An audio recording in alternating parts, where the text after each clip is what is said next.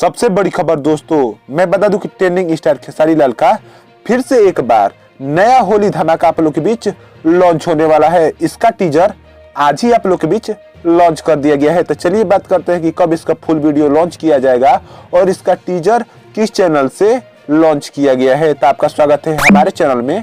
अगर नए हैं तो हमारे चैनल को सब्सक्राइब जरूर कीजिएगा ताकि कोई भी भोजपुरी खबर आपसे छूटे ना और लास्ट तक देखना ना भूलिएगा।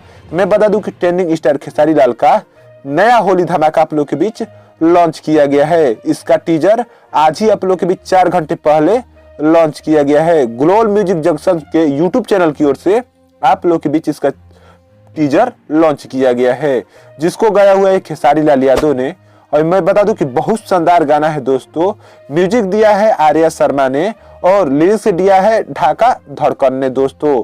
और इसमें फिट कर रही है उजाला यादव।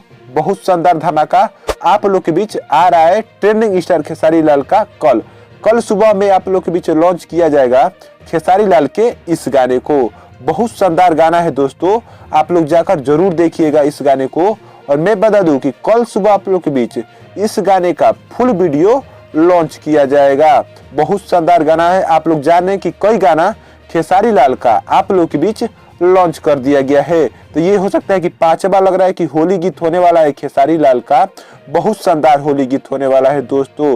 रंगे चलो स यार, इस गाने का नाम है रंगे चलो सन यार। यही एक छोटी सी खबर थी, कैसी लगी जरूर बताइएगा। धन्यवाद आपका देखने के लिए।